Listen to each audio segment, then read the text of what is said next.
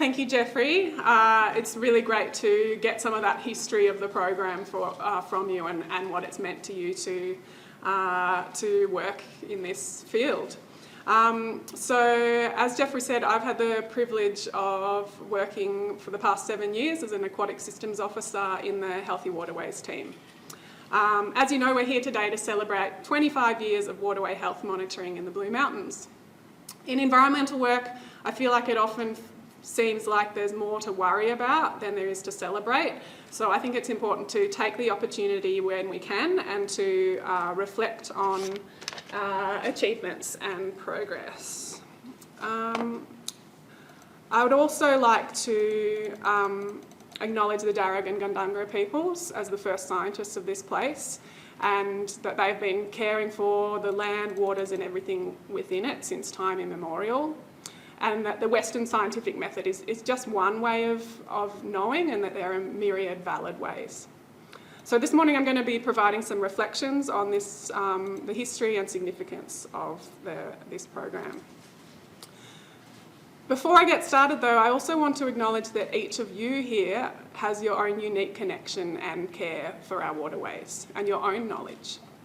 In an ideal world, we would be out this morning beside a waterway with the calming sound of water flowing and under the dappled light of the trees. But in lieu of that, I invite you each to take a moment to help to bring the waterways into this space with the power of your mind. So I invite you to picture in your mind a special place on a waterway. This might be a local creek that you visit often, a place that you have been caring for, or somewhere further afield that you have visited that has made a strong impact on you. If it feels good to do so, you might like to close your eyes. And imagine yourself sitting next to that waterway. Perhaps you're sitting on a rock, a bank, or a small sandy beach. What sounds can you hear? Are there sounds of water moving, of birds calling, of cicadas in full swing? What is the light doing? Are there any other animals or insects around? Take a moment also to reflect on the changes and history that this waterway has witnessed. Imagine if it could tell you its stories. Firstly, on a scale of geological time, tales of weathering, of carving passages through sandstone, of many thousands of years of companionship with Darug and Gundungurra peoples. Then, of more recent history. What changes has this waterway experienced and witnessed? What new sounds? What new particles, pollutants and other objects has it carried on its currents? What acts of care and repair have been shown to it? If it could ask for what it needs, what would it say? Finally, just take a moment enjoying and in gratitude for this place, and when you're ready, come back to this space here. So thank you for humouring me in that and collectively bringing the waterways more into this space. So this morning I'm going to cover 3 main things. Scientists can get really excited about data and graphs and slideshows, but I decided I didn't want to, as much as I could put together lots of data and graphs about, schematics about adaptive management, not to subject you to that today. I don't advertise it broadly, but I'm actually descended from Banjo Patterson's sister. So I've tried to tap into a little bit of that poetry and put together some reflections in rhyming verse for you. There's some things that I couldn't manage to fit into verse, so I will also do some acknowledgements and then be launching the Waterway Health Explorer. So, 'twas in the year of 98 we first picked up the net, wanting to look after creeks, but with no data yet. From Lapston to Mount Victoria and out Mount Wilson Way, not sure if we expected this would be continuing today. We venture out for months a year with laden packs on backs. Some sites are right beside the road, some far down narrow tracks. We don our waders, spread the tarp, fill in the data sheet. But one of the best parts is all the water bugs we meet. There's the caddisflies, artistic types, who build unusual homes. some with perfect spiralled sand, some with gravel domes. Some spin nets to catch their meal, while others grab a stick, chew a hole and call it done. No need for nothing schmick.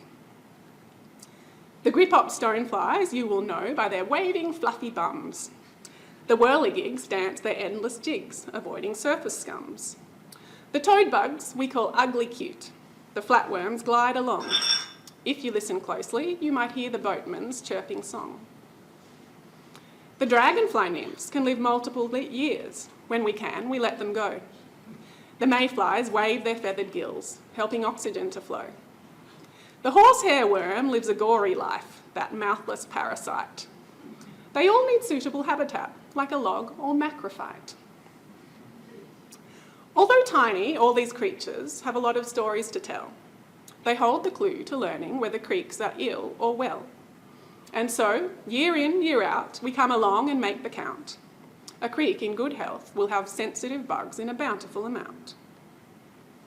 Some things have changed across the years and some have stayed consistent. The fundamental method stands. Through droughts and floods, we've been persistent. Our trusty Red Summit gear packs are still going 20 years strong. And inside them, new devices are stowed that beep and flash along. Our multi-parameter probe is now a flash Bluetooth device. It measures pH, oxygen and more to levels quite precise. Slowly, returning every year, these sites become like friends, each with their quirks and characters, each their particular trends. Knapsack by the highway has a slightly eerie feel. We're never quite sure what mysteries our visit might reveal. Jamison's had its ups and downs, like the spill of 2012. Thankfully, the spiny crayfish are coming back all by themselves. Paradise Pool lives up to its name and invites a lunch break dip. Bedford Creek Trib holds all kinds of detritus escaped from the old Lawson tip. In the Black Summer fires, Pope's Glen was among the sites to burn. A sad occasion, but also an opportunity to learn. The long-term data set meant we could compare after with before. Data like that is a researcher's dream, enabling analyses galore.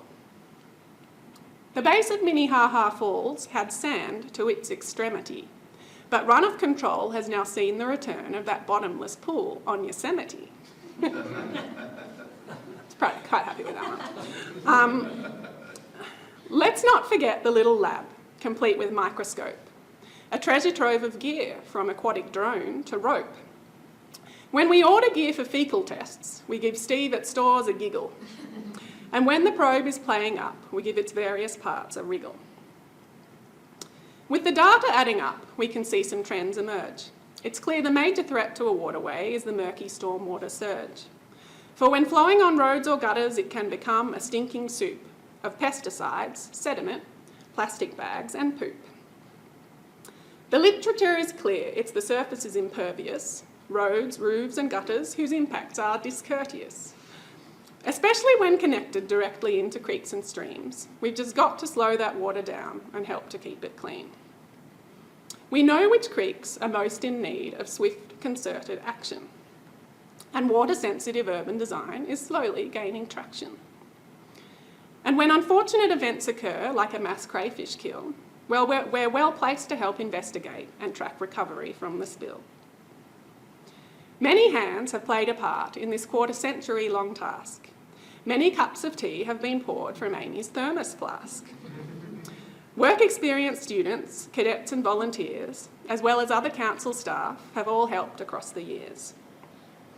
The endurance of this program also reflects on our community, whose voices ring out in remarkable unity, in desire to care for this place and see its waterways run clear.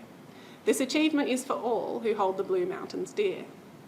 For the next generation, whose eyes light up with marvel when they look at trays of water bugs, whether adults, eggs or larval, who learn that the drain is just for rain and design their own squids, stormwater quality improvement devices by catchment warrior kids.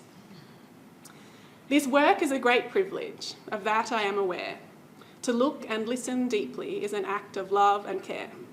So let us celebrate this milestone and acknowledge all who've played a part of listening to the waterways, this Ngura's beating heart.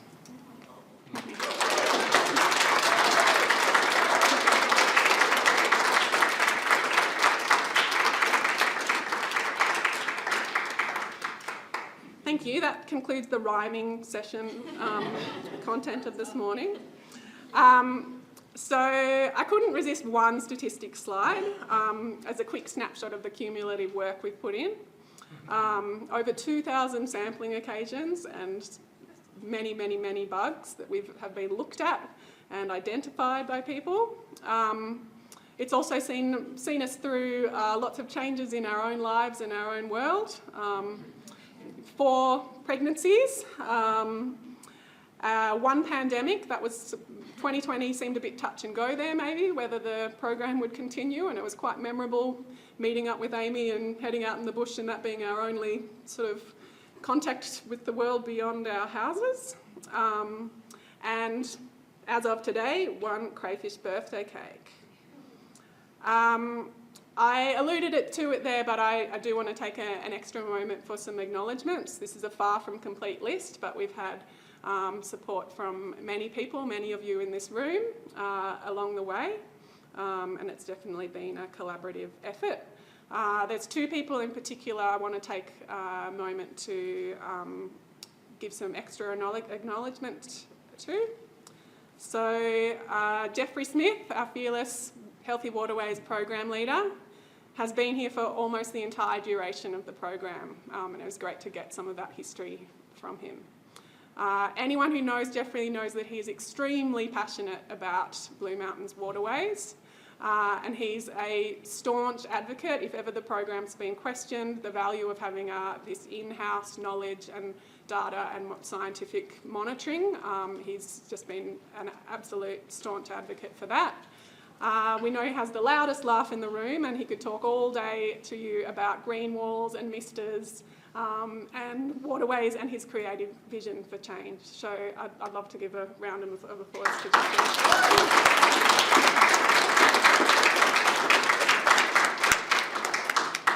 Please come in and grab a seat, people up the back.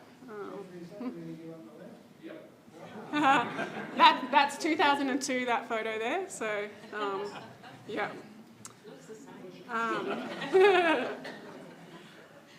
Then we have Amy St. Lawrence, who I've had the pleasure of working alongside these last 7 years. She's been with the program for 19 years. And really that makes her the backbone of this program. She's seen it through so many changes, restructures, challenges to funding. She knows the sites so well. She can get to all 70 plus sites without a map, and really cares for them and knows the bugs. Her skills at picking with tweezers, the wriggling chironomid midge larvae are second to none.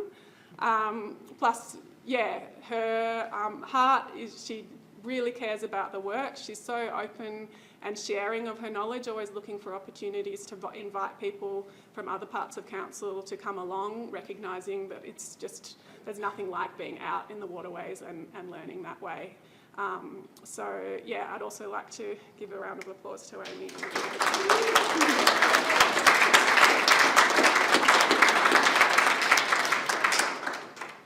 And we will be hearing from her. She'll be joining the Q&A at the end, so we get to hear from her wealth of knowledge.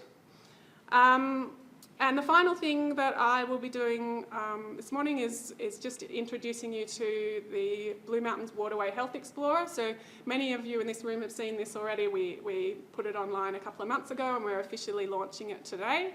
So this is an interactive platform that allows you to explore all 25 years of our data and from our other monitoring programs as well, the annual freshwater crayfish surveys we do and the recreational water quality over the summer months. So this means that anyone in the community can access this data. It's the first time we've brought all 25 years of data together and made it publicly accessible. So whether you want to know about your local creek or you're doing a project with council, you can even find out what water bugs have been found at your local creek. Our fabulous cadet Will Goodwin has put together a video that gives a bit of a tour of the Explorer. To access the explainer video, just search for the Blue Mountains Waterway Health Explorer. Click through to the Explorer itself and you'll find a link to the video on the homepage.